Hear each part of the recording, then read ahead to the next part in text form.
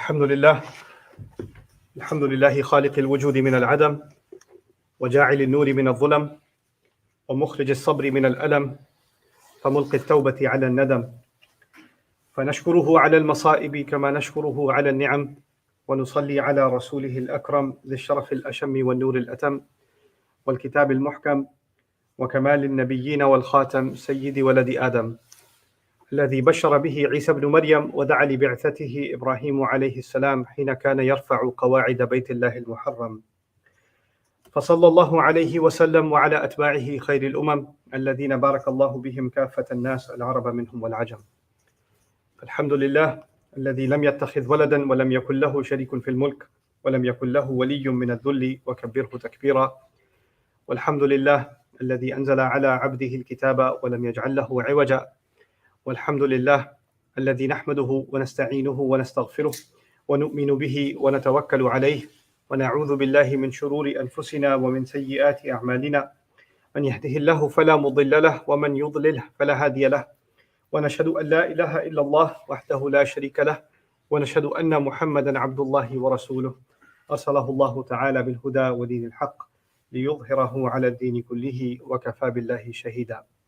فصلى الله عليه وسلم تسليما كثيرا كثيرا. أما بعد فإن أصدق الحديث كتاب الله وخير الهدي هدي محمد صلى الله عليه وسلم وإن شر الأمور محدثاتها وإن كل محدثة بدعة وكل بدعة ضلالة وكل ضلالة في النار.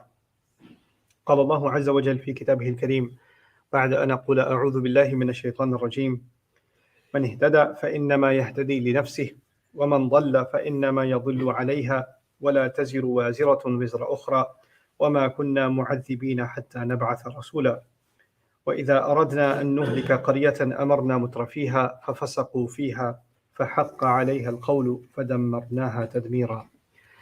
رب اشرح لي صدري ويسر لي أمري واحلل عقدة من لساني يفقه قولي.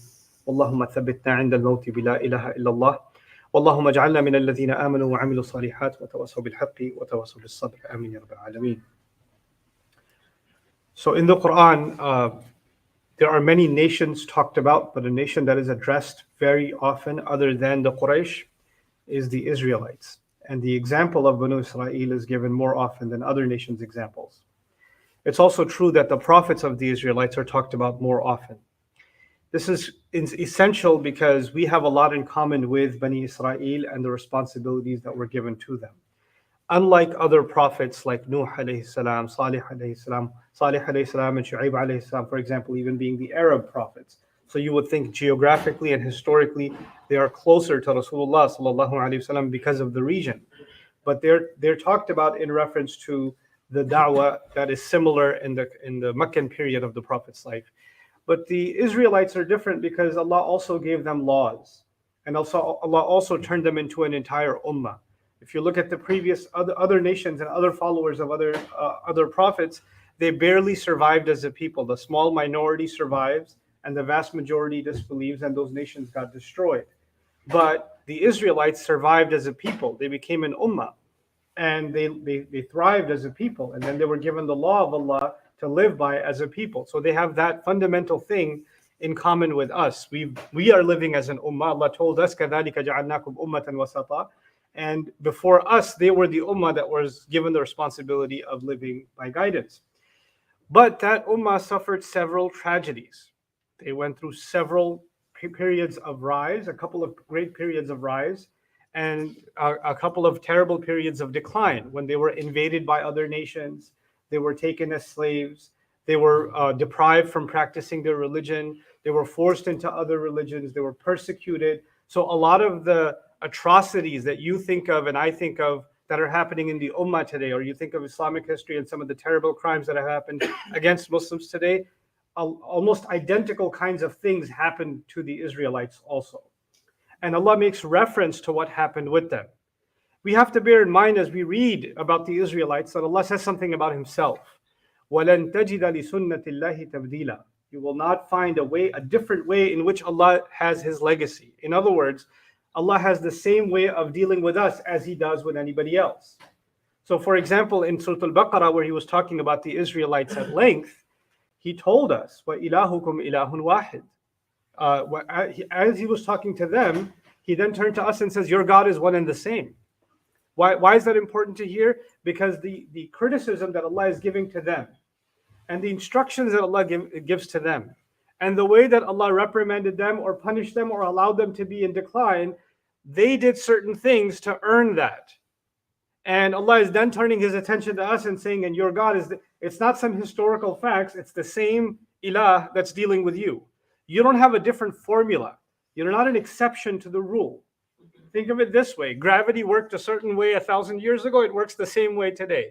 Fire used to burn thousands of years ago. Fire still burns today. There are some things Allah has created in nature. They work the same way no matter what day and age.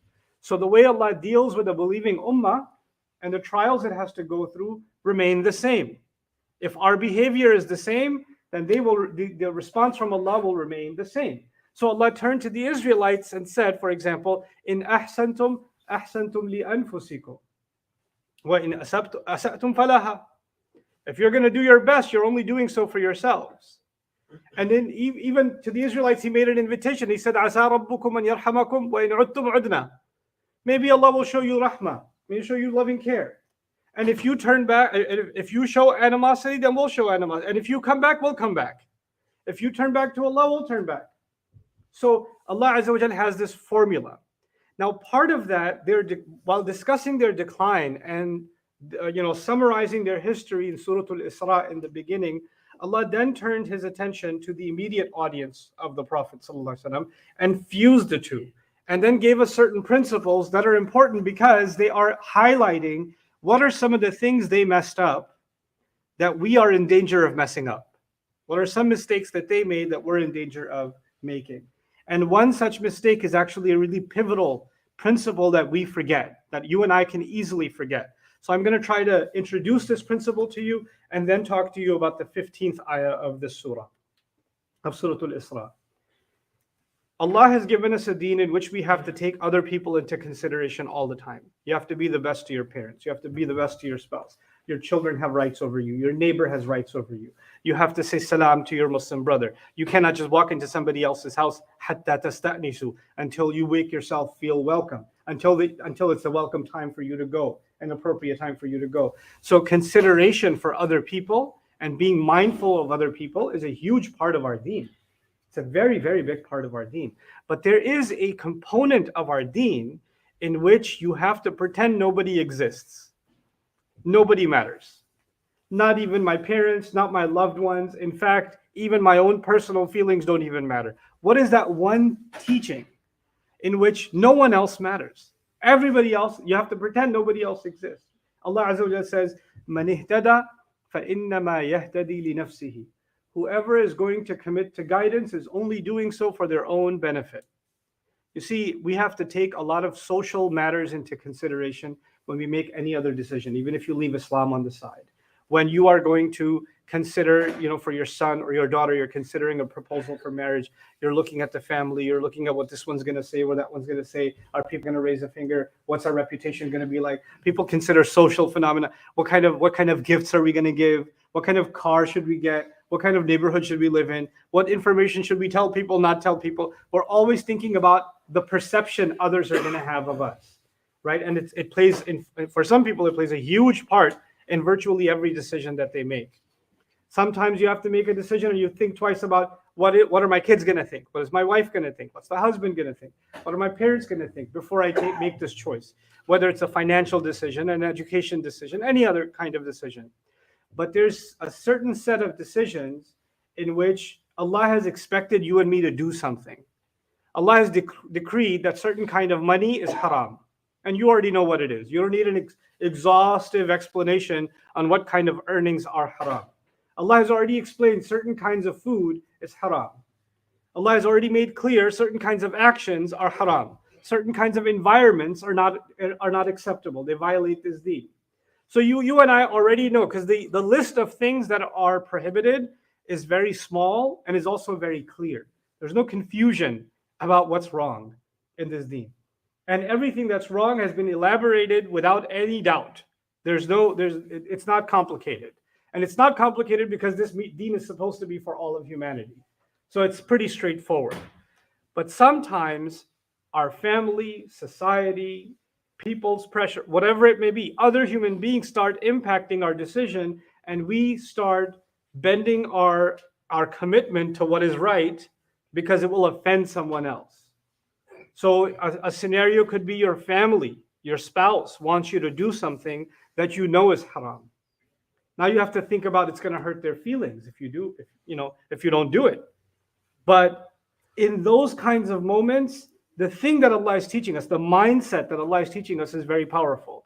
I have to pretend that no one else is around. It's just me and Allah, and He expects me to live by certain kinds of guidance, and I'm going to do this entirely for myself. When I obey Allah, it is entirely selfish. It has nothing to do with anyone else. No one's feelings matter. No one's anger matters. My own preferences don't matter. My culture doesn't matter. What country I come from doesn't matter. Somebody's going to think I'm loyal. Somebody's going to think I'm disloyal. None of that. All of that gets erased because it's just me and Allah. It's just me and Allah. That's the only reason I'm following this guidance. That doesn't mean that I get to be ruthless and inconsiderate to others. But no one gets to compromise what I know to be right and wrong with my Rabb. And if somebody wants to get upset with me, well and good. Let them be upset. My Rabb is not angry with me. My Rabb is not upset with me. If Allah has given you a responsibility and He's given me a responsibility, I have to fulfill that responsibility no matter what anybody says, no matter what anybody else does. They all become completely irrelevant. This is part of the implications of man ihtada fa innama yahtadi li nafsihi. But there are other implications. A lot of times, because we are now in a social media kind of environment, people are expressing their personal lives, they're broadcasting personal things about themselves like they've never done before. People want to publish what they're eating, or what they felt that day, or how they woke up, or what they worked with. Like, nobody used to care or really be concerned with any of this, but now we need to broadcast virtually every part of our lives to others, right? And in that broadcast kind of environment, there's a new kind of discussion that's taking place. There's a new kind of thought process that has emerged. And what is that thought process? I used to pray. I used to be good. I used to do this, this, and this. But then, these Muslims, they hurt my feelings. Or this community, they did this, this, this to me. Or these people talk to me in this way. And I don't want anything to do with these people. That's why I don't pray anymore.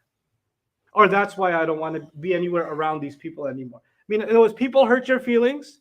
Or, I would obey Allah, but these people who act like they obey Allah, these women that are wearing hijab, or these people that have big long beards, I've seen what they're really like. I know what kind of criminals they are in business, and I know the kinds of cruelties they do in their family. They're a bunch of hypocrites. I don't want to even look like them. I don't want to be like them. I don't want to be associated with them. That's why I distance myself from any such practice that makes me look like I'm one of them. I belong in their gang. I don't want anything to do with them. I'm so turned off by their hypocrisy. I'm so turned off by their ignorance, that I just want to disassociate myself with them. You see, in this thought process, there's a fundamental problem. You can hate somebody all you want. You could even have valid criticisms of people that pretend to be religious. All of that's fine. And in many cases, I might even agree with you. But that's not the point. Anything that our deen that Allah tells you to do, if somebody else made you feel good or somebody else made you feel bad, it has nothing to do with you and your Rabb. Nothing. Man ihtada fa innama yahtadi li nafsihi. Whoever followed and committed themselves to guidance did so for their own self. No one else can be a part of your decision process. No one else. No scars from anyone else. No trauma from anyone else. No hurt feelings from anyone else. They don't matter because that's your relationship with another human being. This ayah is telling us that when it comes to Allah's guidance, every decision that has to do with Allah's revelation has to be separated from what people say and do, for better or for worse, out of resentment or out of love. Doesn't matter. They don't get to be part of that equation. So then he says, وَمَنْ ضَلَّ فَإِنَّمَا يَضِلُّ عَلَيْهَا. He reinforces it. Because you don't have to actually reinforce. It could be itnab. You understand it from the first point. Whoever is committed to guidance is only doing so for themselves. By implication, you would know whoever wants to go the wrong way is only doing so to hurt themselves. They're only responsible for themselves. But Allah spells it out. Why is He spelling it out? Because people like to give an excuse. You know why I'm like this? Because of that person. Because of my brother, that's why I drink. Because of my uncle, that's why I do this, this, and this. There's a because of someone else, I disobey Allah. See that thought process? You get to point at somebody else and then justify not your relationship with them, but you get to justify your messed up relationship with Allah. And Allah removes this from the equation. He does not allow me to use any. Now, somebody hurt your feelings, that's valid. Somebody wronged you, that's valid. You know what's not valid? That you, as a result, get to disobey your Rabb. And if whoever wants to be misled that way, wants to hide behind that excuse, whoever wants to do that, before they come, what do you imagine is going to happen on Judgment Day? That you're going to come in front of Allah and say, Ya Allah, yeah, I know I had a drinking problem, but it's my cousin's fault. You know what he did to me. That's why I'm this way. It's his fault. It's her fault. It's my mom's fault. It's my aunt's fault. It's my friend's fault. It's my company's fault. They did this to me. They pushed me into this. You think Allah is going to just take your sin off of your head and put it on them? That's how Judgment Day works. وَمَنْ ضَلَّ فَإِنَّمَا يَضِلُّ عَلَيْهَا. And whoever has gone the wrong way, who's ever gone off the far end, they've only done so against their own selves. وَلَا تَزِرُ وَازِرَةٌ وِزْرَ أُخْرَى. And no one that carries any burden. Listen to these words. I pray you and I internalize these words. No one that carries any burden is going to be carrying the burden of anyone else. And by the way, in this ayah, Allah didn't say no human being will carry anybody else's burden. He said waziratun. Every nafs is called a wazira here. Why is that important? Allah is telling us in this ayah that every human being is fundamentally responsible. Fundamentally responsible. If there's young people in the audience today, I can tell you, if your parents never told you that you're responsible, if your parents never nagged you to pray or stay away from haram things and all that stuff, whether they do or not, whether you think that's annoying or not, whether they never said a single word to you, you're still responsible. I was telling you in the beginning, this was about the Israelites. The Israelites fell into all kinds of corruption, and they blindly obeyed their corrupted leadership, their religious leadership. And they introduced new things into the religion that were never part of the religion. And they formed cults against one another. They did all kinds of misguided things. And Allah tells us later on that the vast majority of them have no knowledge what's in their book. وَمِنْهُمْ أُمِّيُّونَ لَا يَعْلَمُونَ الْكِتَابِ إِلَّا أَمَانِي وَإِنْهُمْ إِلَّا يَظُنُّونَ. Among them are unlettered people. They don't know except wishful thoughts about what their book actually says. They're just making assumptions. But even those people don't get to come in front of Allah on Judgment Day and say, well, the rabbi knew the book. I didn't have a degree in the Torah. That's why I didn't know what it says, and that's why I didn't follow it. It's his fault. He messed up the Saturday sermon. That's why that's why I get to get off the hook. These imams are messed up. These sheikhs are messed up. That's why I'm misguided. Just like you won't get to blame anyone else in your family or your friends, you won't get to blame anybody else who you think is more religious. People a lot of times they echo the sentiment online. It's because of these misguided scholars, or that's why the ummah is messed up. Good luck with that excuse on Judgment Day. Because Allah has made every single one of us, a carrier of our own burden. وَلَا تَزِرُ وَازِرَةٌ. This is a powerful, incredible teaching of our religion. You might think it's basic, but it's really incredible. You know what this does? It teaches us that Allah has made every human being intelligent enough, smart enough, capable enough to find the right way themselves. And when you're capable enough and smart enough, then you are held responsible. And what kind of hypocrisy is this? That the moment you turn 18, or even before, you want a driver's license. You're old enough and responsible enough to take other people's life in your hand on the road.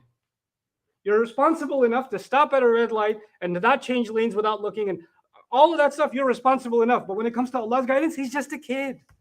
He's just so young. It's not their fault. America, American life, it messes you up. A life for the youth in the West. What nonsense is this? So many people hiding behind, oh, it's so much fitna living in the West. No, it's not. The whole world is the West now. What West? Where do you come up with this delusion that somehow it's harder to live in America, or really hard to live in Australia, or really hard to live it's easier to live in Pakistan? It's easier to live in Bangladesh. It's easier to live in Morocco. These fitan that are here are not there. If there's one kind of corruption there's another kind of corruption there. And much of it is the same now, thanks to the web. We're all caught in the same web, So the idea that we get to blame society, blame the day and age, blame technology, blame other people, blame religious scholars, blame corruption, blame confusion, blame, blame, blame, blame, blame. And the only one you don't want to take responsibility for is yourself. This is the lie that Allah crushes. He crushes this lie. وَلَا تَزِرُ وَازِرَةٌ وِزْرَ أُخْرَى. No one that carries a burden, meaning every one of us are in fact carrying a burden, is going to be carrying the burden of anyone else. وَازِرَةٌ وِزْرَ أُخْرَى. وَمَا كُنَّا مُعَذِّبِينَ حَتَّى نَبْعَثَ رَسُولًا. And we would never be one to punish a people, to give any punishment until a messenger has been appointed, meaning until we appoint a messenger. Meaning Allah has now finally sent the messenger of Allah, sallallahu alaihi wasallam. And now the thing that makes you worthy of Allah's rahmah, the guidance that makes it clear, what does it mean for you to live a good life, has been made clear. Now it's on you. قُلِ الْحَقُّ مِنْ رَبِّكُمْ فَمَنْ شَاءَ فَلْيُؤْمِنْ وَمَنْ شَاءَ فَلْيَكْفُرْ. Tell them just directly. The Prophet is told, the Prophet used to cry over humanity. He used to be overwhelmed with grief that people aren't listening. فَلَعَلَّكَ بَاخِعُ نَفْسَكَ عَلَىٰ آثَارِهِمْ. Same surah in Surah Al-Kahf. What did Allah tell him? قُلِ الْحَقُّ مِنْ رَبِّكُمْ. Tell them the truth comes from your master. Whoever wants, they can believe. Whoever wants, they should disbelieve. Go ahead, make your own choice. You and I are personally held responsible. On the one hand, Allah has rahmah. On the one hand, Allah is the guide. On the one hand, Allah protects. On the one hand, Allah overlooks our mistakes. But you know, the dangerous thing that people often don't talk about, you and I don't think about as Muslims, it's actually the greater danger for the Muslim is not a corruption in their actions, your sins. You're lying, you're cheating, you're doing something wrong. That's bad. But there's something much more dangerous when there's a corruption in your thought process, when your mind is corrupt, when the way you think about things is corrupt, when your worldview becomes corrupt, when you start thinking you can blame others and not yourself, when you start thinking you're somehow off the hook, Allah understands. You'll get to blame your emotional state for your actions. I'll get to just say, Ya Allah, I was in a really bad place. That's why I was doing that, and that's why I'm still doing it. Ya Allah, astaghfirullah al-azim, just one more drink. No. Because, it's her fault.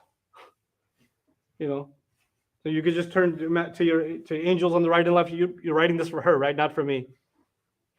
This line of reasoning has to stop. This corrupt thinking is more dangerous than the sin itself.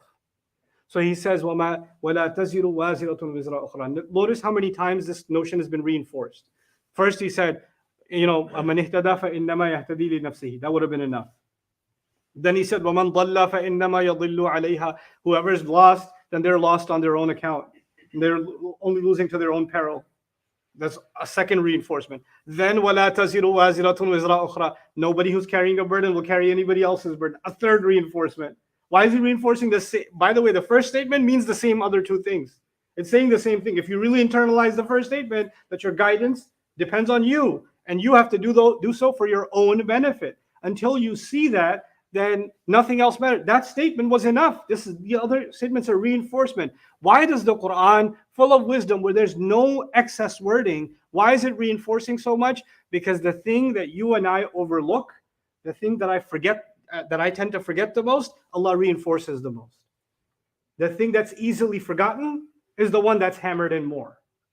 That's why taqwa is talked about so much in the Qur'an. Over 200 times taqwa is being talked about. Why? Because you and I lose sight of it very quickly. Right? So this is why this needs to be drilled in your head and mind.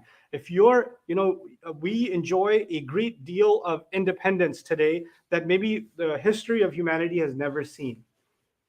What do I mean by that? Even if you're like living at home with your parents or with family and you're not financially independent, you have a device that gives you access to the entire world and to virtually anything. You're constantly in a position to make whatever choice you want. With your mind, with your eyes, with your tongue, with your hands, you're able to make whatever choices you want. You have access to everything. And choice is a huge responsibility, but it doesn't feel that way when you don't see the consequences of your choices. When you just say whatever you feel like, you type up whatever you feel like, you blurt out whatever you feel like, you browse whatever you feel like. You don't feel like there's any consequence to your choices. I don't feel like it because it's split-second decisions. Quick hit of the endorphins, right? You just get a quick hit, you get a quick dopamine high, and then you move on to the next hit, right? And if we don't realize that this is going to lead us down a very dark path, a very terrible path, in which guidance will be taken away from us. The people before us like to blame everybody else. The people before us did not take personal responsibility. The people before us had kind of a group thinking. All these people are like this, all these people are like this, or they had this defeated thinking about themselves. Oh, we're all messed up anyway. Now it's just if Allah forgives, He forgives. What can I do? If you pretend to be helpless, that's the last kind of trick in the Shaitan's book on this. If you're done blaming everyone else for your own misguidance, and you're lost all the candidates you could blame, then you come back to yourself and say, this is just who I am. What can I do? This is just how Allah made me. I can't help myself. Really. You can't help yourself. Allah made you incapable of carrying a burden. Is that what you're saying? He called you a wazira. He called you someone who can carry a burden, but you decide to call yourself someone who cannot carry a burden? When He says, لا تكلف نفس إلا وسعها, لا يكلف الله نفسا إلا وسعها, Allah does not burden anyone except they can hold it, they can carry it. He made me responsible. He made you responsible. If no one else ever told you that you are responsible, the fact that Allah revealed it is enough. And if we pretend we never heard about this, and we never realized it, and we never lived by it, you can live for pretend only so long until you have to stand in front of Allah and explain yourself. That's why this ayah, as I leave you, this ayah is ayah number 15. Look at what Allah says in the ayah right before it, actually. Right before it. اقرأ كتابك كفى بنفسك اليوم عليك حسيبا. The ayah right before it was Judgment Day. And on Judgment Day, a person is being told to open up the record of their own life, everything they did. And Allah is telling this person, اقرأ كتابك, read your own book. Read your own book. This is what you did. كفى بنفسك اليوم عليك حسيبا. Today you are enough as an accountant, as an auditor against yourself. You are enough as an auditor against yourself. That's what Allah is saying to every human being on Judgment Day that forgot this teaching. And when you're shaken by those words, like, I'm going to be shown everything I did, and I'm going to account for everything I did, then the very next ayah says, this is how you protect yourself from that day. Take guidance for your own self. Become selfish when it comes to guidance. Become scrupulous, uncompromising when it comes to Allah's guidance. It doesn't matter who gets hurt. It doesn't matter what pains you have to go through. It's worth the pain now. It's worth the energy exhaustion now. It's worth losing the friends now. It's worth being called the names now.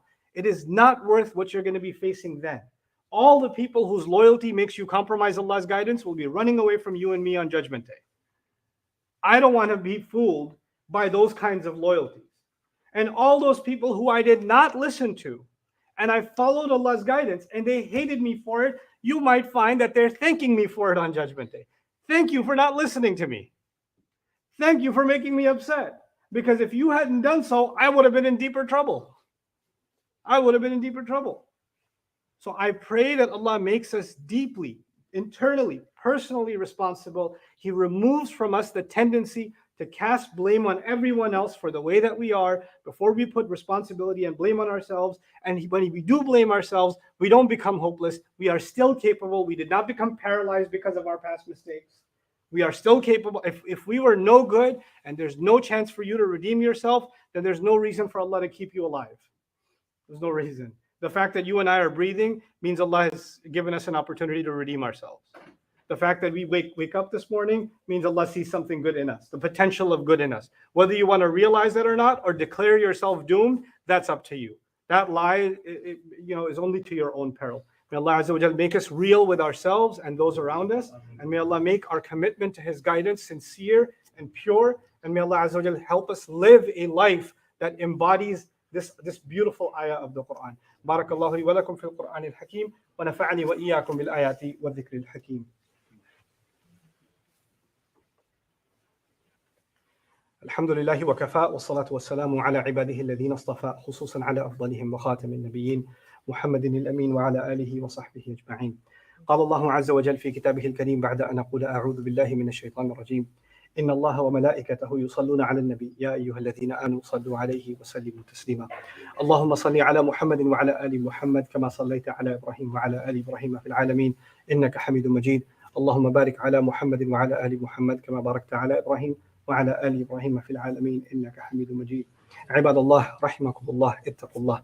إن الله يأمر بالعدل والإحسان وإيتاء ذي القربى وينهى عن الفحشاء والمنكر ولذكر الله أكبر والله يعلم ما تصنعون. أقم الصلاة إن الصلاة كانت على المؤمنين كتابا موقوتا.